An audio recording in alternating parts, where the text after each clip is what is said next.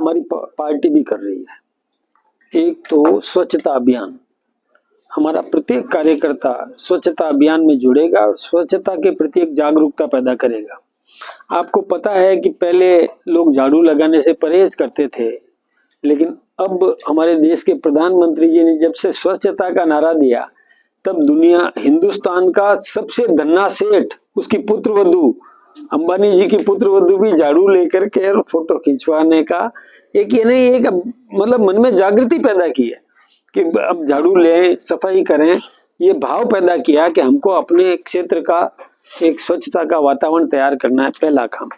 दूसरा, महापुरुषों का सम्मान करना, जितने भी महापुरुष की मूर्तियां हैं उनको धोना, साफ करना, माल्यार्पण करना, एक राष्ट्रभक्ति का जज्बा पैदा करना, ये प्रयास भी उसमें रहेगा। इसके अलावा रक्तदान शिविर चलेंगे। पहले देखिए लोगों के मन में भाव नहीं था कि लोग कहते थे मेरे तो खून ही नहीं है, आप खून दे दो, ऐसा कहा करते थे। अब ये जागृति बदली है, जागृति पैदा हुई है लोगों में कि खून देने के लिए आम नागरिक उत्साहित है कि मैं खून दे दूं, किसी के काम आए। खून जितना रक्तदान शिविर चलेंगे, उससे अधिक हम रक्तदाताओं की सूची बनाएंगे। A group, B group, O group, A B group या जो भी ग्रुप है उसकी लिस्ट बना देंगे। जितना हम संकलित कर सकते हैं संकलित करेंगे, लेकिन ज्यादा दिन वो सुरक्षित रहता नहीं है, तो हम लिस्ट बना करके तैयार करेंगे।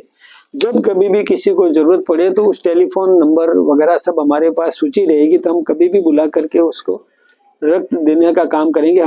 हमारा संगठन इस निमित्त भी एक योजना बना रहा है कि लिस्ट एड कर दे, टेस्टिंग का काम चलेगा और टेस्टिंग करके उसका खून लेना जरूरी नहीं है, टेस्टिंग करके लिस्टेड कर दिया जो बाद में जाकर के काम आएगा कभी भी जरूरत पड़े तो। इसके अलावा हम स्वास्थ्य कैंप्स लगाएंगे, शिविर लगाएंगे। वृक्षारोपण सघन कैसे हो सकता है, एक पेड़ माँ के नाम, एक नारा दिया है। जिस प्रकार से अपनी माँ का सम्मान हम करते हैं, हम अपना वृक्षारोपण भी करें, ताकि उस पेड़ को हम, पौधे को हम वृक्ष बनने तक उसका संरक्षण करेंगे, उसका लालन पालन करेंगे, ताकि वो अपने पैरों पर खड़ा हो जाए। एक इसका बहुत बड़ा पर्यावरण शुद्धिकरण की दिशा में बहुत बड़ा लाभ होगा। ये मानसून को आकर्षित करने में भी वृक्षारोपण उपयोगी होता है, तो ये सब काम भी हमारा चलेगा। इसके अलावा और भी कई, किसी जरूरतमंद को कैसे हम समृद्ध कर सकते हैं, केंद्र सरकार की योजनाओं से किसको लाभान्वित किया जा सकता है, वो भी इसमें चलेगा। ये सारे प्रकल्प हम अभी करने वाले हैं। हमारे महापुरुषों के जन्मदिन के उपलक्ष्य में, जैसे गांधी जयंती आएगी, तो खादी है ना, हमारे देश का उत्पादन है। हमारे कुटीर उद्योग जो उसको तैयार करते हैं, वो खादी हम खरीदेंगे भी, पहनेंगे भी, और इसके प्रति भी जागृति चलाएंगे, अभियान चलाएंगे। ऐसे ही और सारे अभियान इन दिनों में चलते ही रहेंगे। मोदी जी ने जो कुछ भी दिया वो दुनिया को हम बताएंगे।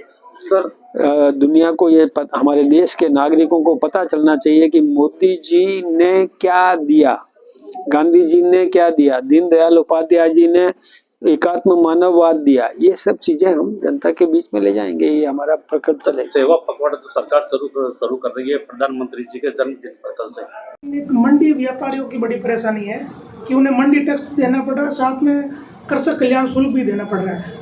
पिछले दिनों इन लोगों ने शायद जयपुर में कार्यक्रम भी करा था, और इसका इफेक्ट थोड़ा किसानों पर भी आता है। मंडी में जाकर जो सामान खरीदते हैं उनके महंगा आ रहा है, बाहर सस्ता आ रहा है उनको। तो देखिए, ये 3 बार लगाया था, वापस भी लेना पड़ा था।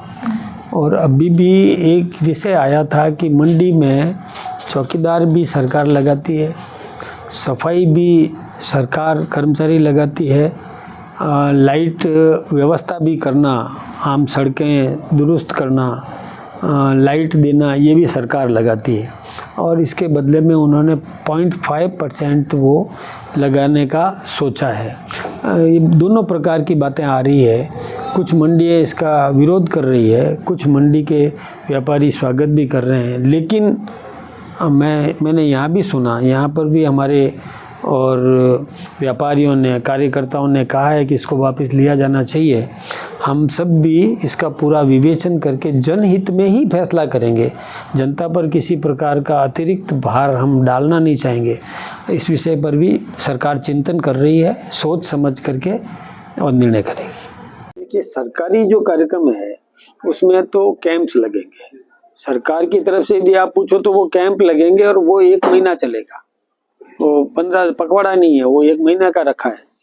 15 अक्टूबर तक चलेगा वो समस्याएं समाधान शिविर जिसको कह सकते हैं अपन, वो चलाएंगे। लोगों के कोई भी काम है जो अटके हुए पड़े हैं, जो होने योग्य है और उनको अवसर नहीं मिल पा रहा है, तो वो करेंगे। और ये प्रक्रिया निरंतर जारी रहेगी, स्वभाव में डालेंगे। सर, डोटासरा जी का जो बयान था, मैंने कहा है कि डोटासरा जी एक अच्छे आदमी थे, लेकिन आज उनकी शब्दावली बिगड़ गई है, बहुत बिगड़ गई है। मैं सोचता हूँ कि वो जनाधार खो जाने से आदमी एक प्रकार से ऐसा हो जाता है कि विवेक खो देता है। जनाधार के साथ उनका विवेक भी खो दिया उन्होंने। शब्द चयन अच्छे नहीं है, हल्के शब्द प्रयोग करने लगे हैं, इसकी हम निंदा करते हैं। और जहाँ तक वो मतलब स्पीकर के लिए कह देते हैं, देखिए विधानसभा का अध्यक्ष स्पीकर वो किसी एक पार्टी का नहीं होता, वो पक्ष का भी और विपक्ष का भी संरक्षक होता है। हमारे पास CR चौधरी साहब विराजमान है, जिन्होंने भी सदन देखा है। वो निष्पक्ष होता है, दोनों का संरक्षक होता है, परिवार का मुखिया होता है। अब परिवार का मुखिया ही अपने सदस्यों की व्यक्तिगत जो कहते हैं कि उसके अंदर कुछ हस्तक्षेप करेगा, ये ऐसा कल्पना करना भी गलत है। इसलिए डोटासरा जी ऐसे शब्द प्रयोग करने लगे। मैं बोलते हुए भी मुझे संकोच होता है, बहनें बैठी है, यानी निजता नहीं। देखिए, कोई विधानसभा का सदस्य होता है, सदस्य बनता है, तब भी उसका पूरी जन्मपत्री जनता के सामने आती है। सदस्य बनने के बाद में जब वो विधानसभा के अंदर प्रवेश करता है, तो अंदर प्रवेश करने पर उसकी निजता कुछ नहीं रहती, वो एक सार्वजनिक जीवन है उसका। वहां वो जनता की मांग सदन के अंदर रखने का काम करता है, तो प्राइवेसी क्या है उसकी? वहां उसकी प्राइवेसी नहीं होती, वो सामान्य यानी एक सबके सामने खुला उसका व्यक्तित्व होता है। तो इसके बारे में कोई कहना है कि उसकी निजता का हनन किया जा रहा है, ये गलत है। वहां क्यों, कौन करेगा, कर सकता है क्या? वहां आप आए हो तो आप तो माननीय सदस्य हो, आपकी प्राइवेसी वहां कहाँ है? ये बात, मैं इससे आगे नहीं बढ़ता, लेकिन ऐसी बात कहना ये अपने आप में एक अपराध या अपराध बोध कह सकते हो। ये शब्द चयन इस प्रकार के उनको नहीं करने चाहिए थे। वैसे कांग्रेसियों के शब्द चयन तो बहुत बिगड़ गए। पहले देखिए, वो मोदी सरनेम को लेकर के और राहुल गांधी ने आरोप लगा दिए थे, जिसके लिए उनको माफी मांगनी पड़ी, उनको मुकदमा भी हुआ, जेल भी जाना पड़ा, है ना। ऐसे बोल देते हैं वो। कभी हमारे प्रधानमंत्री जी की माता जी को लेकर के और बिहार में उनकी मौजूदगी में, राहुल जी की मौजूदगी में कोई अशोभनीय शब्दों का प्रयोग कर देता है। कभी मिमिक्री करते हैं, जैसे कोई सपना आया और सपने में क्या बोला और क्या किया, ये सब मिमिक्री करते हैं, वो सब हताशा का संकेत है। ऐसे लोग जो हताश हैं, अभी देखिए, आपको तो निंदा उस व्यक्ति की, उस पार्टी की करनी चाहिए जिसने कहा कि नेपाल जैसे हालत हिंदुस्तान में हो जाएंगे। कल्पना करो, क्या राष्ट्रभक्ति है ही नहीं उनमें? क्या सोच है उनकी? कितनी हल्की सोच है कि इस देश का लोकतंत्र सक्षम है, इस देश में एक लोकतांत्रिक व्यवस्था है और शांति से देश चल रहा है।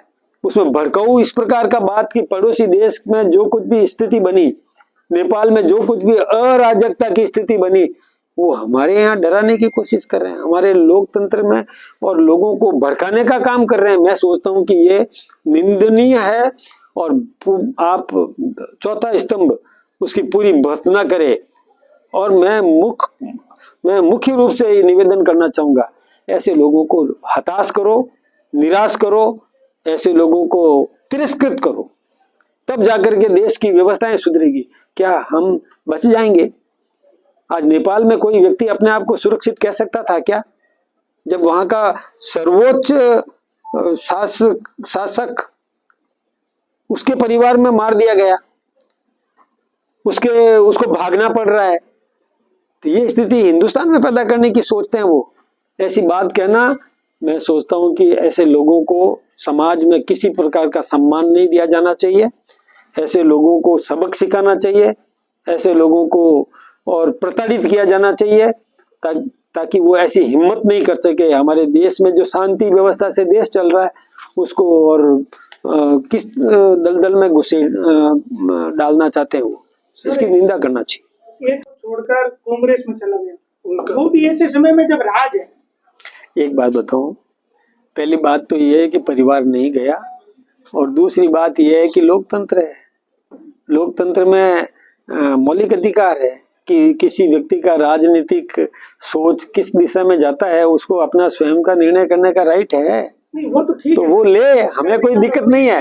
हमें तो ये है कि हमारा परिवार सुरक्षित है, हमारा परिवार ठिकाने है। परिवार का एक व्यक्ति यदि कहीं मान लो इधर उधर गया है तो जब अकल आएगी ठिकाने आ जाएगा, कोई दिक्कत की बात भीष्म पितामह कहते थे उनको, भाई नींव के है ना। भीष्म पितामह है, भीष्म पितामह थे, उनकी श्रीमती जी भी है, और वो भी हमारे प्रति निष्ठावान है, उनके बेटे भी हमारे प्रति निष्ठावान है। एक आध कोई थोड़ा बहुत भटका है तो सुबह का भटका शाम को ठिकाने आ जाएगा, कोई चिंता की बात नहीं।